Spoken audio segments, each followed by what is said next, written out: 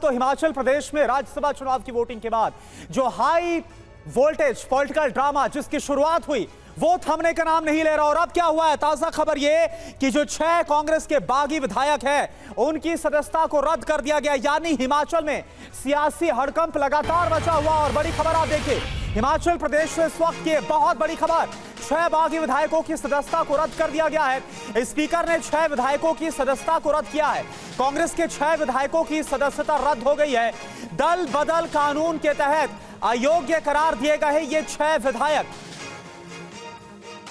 तो पहले से इस बात का अंदाजा लगाया जा रहा था, पहले से इस बात की खबरें थी कि कांग्रेस इन 6 विधायकों के खिलाफ कार्रवाई करने की तैयारी में। हालांकि पहले इन 6 विधायकों के साथ बातचीत के जरिए मामले को संभालने की कोशिश की गई, मनाने की कोशिश की गई, लेकिन जब ऐसा नहीं हुआ तब इनके खिलाफ अब कार्रवाई की गई। मैं ये कहना चाहूँगा कि मैंने उनको अयोग्य घोषित कर दिया है। अब वो इस माननीय सदन के सदस्य नहीं रहे। और अब ये जजमेंट जो है that is for judicial scrutiny also, that will be you see, चाहे हाई कोर्ट होगी चाहे सुप्रीम कोर्ट होगी, इसकी जुडिशियल स्क्रूटनी भी होगी। मैंने अपनी तरफ से ये प्रयास किए हैं कि दोनों पार्टियों को पूरा टाइम दिया है। और मुझे इसलिए इस ऑर्डर को जल्दी करना था क्योंकि एंटी डिफेक्शन लॉ के अंदर जो इंटेंशन है उस लॉ की, और कमीशन जो लॉ कमीशन की जो रिपोर्ट्स हैं वो ये बोलती हैं कि आया राम गया राम की पॉलिटिक्स नहीं होनी चाहिए। अगर आप एज ए कैंडिडेट जब शपथ लेते हैं और शपथ लेने के बाद किसी पॉलिटिकल पार्टी का कैंडिडेट बनते हैं तो आपको जो है उसी ही पार्टी और विचारधारा के साथ रहना चाहिए। राणा साहब, आज की सुबह क्या कहना है आपका? कल जो हुआ वो कल हुआ, लेकिन आज की ये सुबह ball is in the court of the honourable observers. आपकी प्रियंका गांधी से बात हुई, उसमें कुछ उन्होंने आपको फोन किया था कि प्रियंका जी करेंगे ना, बात करेंगे भैया, बात तो करने दो सबसे, फिर उसके बाद देखेंगे क्या होता है। एक मिनट सर, ये बताइए आप आज की सुबह क्या कहना है आपका? कल जो हुआ वो कल हुआ, लेकिन आज की सुबह की बड़ी खबर यह है कि 6 विधायक जो नाराज थे उनको नाराज ही कर दिया गया, उनको निष्कासित कर दिया गया। देखिए, अभी मेरा इस पे कहना, कुछ भी कहना ठीक नहीं है। पहले क्योंकि हमारे ऑब्जर्वर्स यहाँ पर आए हैं, उन्होंने सब चीज़ों की परिस्थिति को देखा है, समझा है, और उसके बाद माननीय स्पीकर ने ये फैसला लिया है। तो मेरा उस पर कोई भी टिक्का टिप्पणी करना मैं समझता हूँ कि वाजिब नहीं है।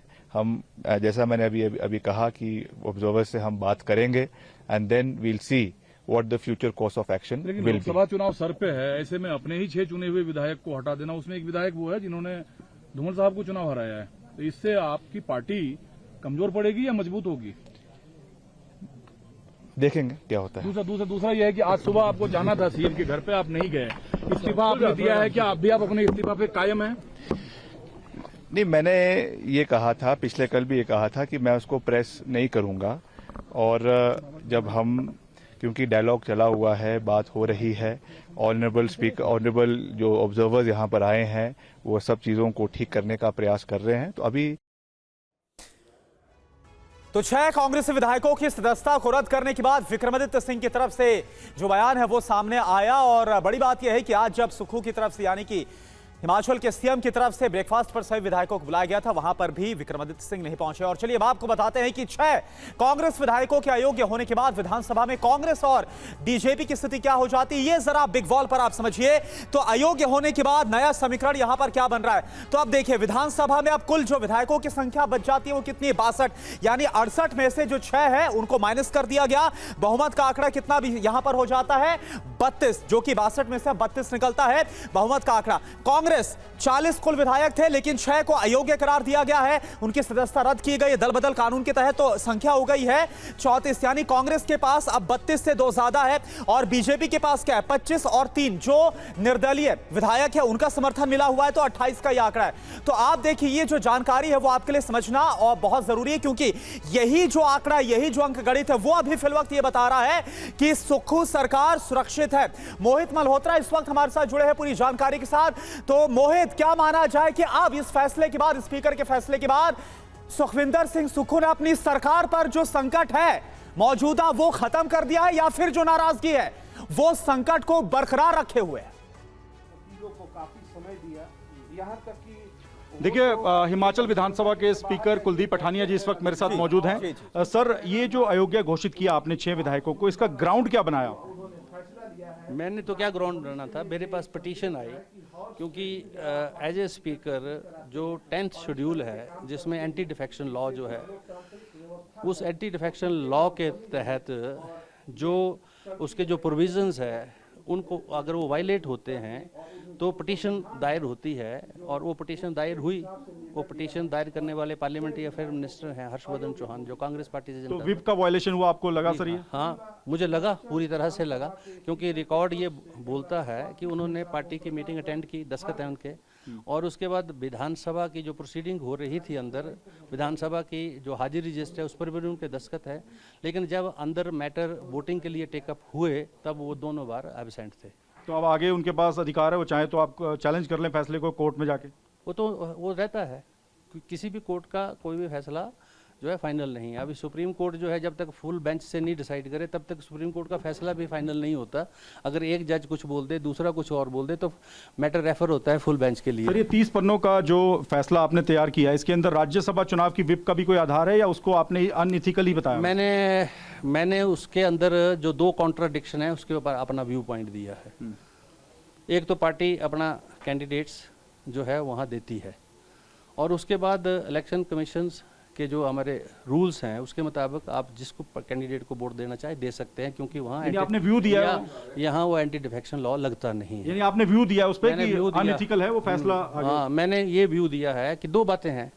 एक तरफ तो बोलते हैं कि कोई भी जो इलेक्टर है जिस भी कैंडिडेट को वोट देना चाहे दे सकता है, लेकिन उसको दिखाना अपनी पार्टी को है।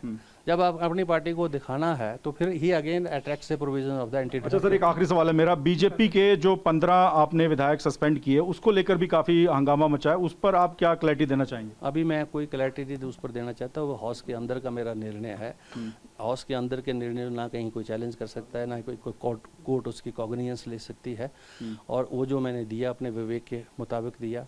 उन माननीय सदस्यों को कोई अधिकार नहीं है सदन के अंदर वो जिस प्रकार का भी व्यवहार करें, वो रूल्स जो है उस पर लगते हैं। इस चैम्बर में आकर यहाँ नाराबाजी करें, मुझे घेरें, मेरी कुर्सी के पीछे खड़े हो, यहाँ हो, मेरा मेज थपथपाएं, मुझे जो है अबैट करें कि मैं जो है कोई ना कोई ऐसा काम करूं जिससे वो मेरे पर अटैक करें। आई सेल्फ रिस्ट्रेन किया मैंने। यहाँ what right they had to come to my chamber forcibly, this question I pose to mister Jairam and to mister Parmar. अच्छा सर, अब अगर फ्लोर टेस्ट होता है तो कितना नंबर संख्या घटकर कितने बहुमत की क्या संख्या आ गई? अब तो जो असेंबली है उसकी संख्या 62 है जी, 6 चले गए हैं जी, तो यानी अब 32 पे हम कहें कि मिल जाएगा? अब 6 नहीं है, 34 कांग्रेस के हैं जी, और 25 बीजेपी के पास हैं। 3 अपनी मर्जी से जहां मर्जी चलेंगे चलते रहे जी। तो ये स्पीकर हमारे साथ मौजूद थे कुलदीप पठानिया जी, जो बता रहे थे कि अब जो संख्या है वो घटकर 68 से 62 रह गई है, और उसी आधार पर बहुमत की संख्या भी घट गई है सुक्खू सरकार के लिए। अब देखना ये होगा कि क्या कोई ऐसे हालात यहाँ पर बनते हैं कि विपक्ष के द्वारा अविश्वास प्रस्ताव लाने की तैयारी की जाती है या नहीं।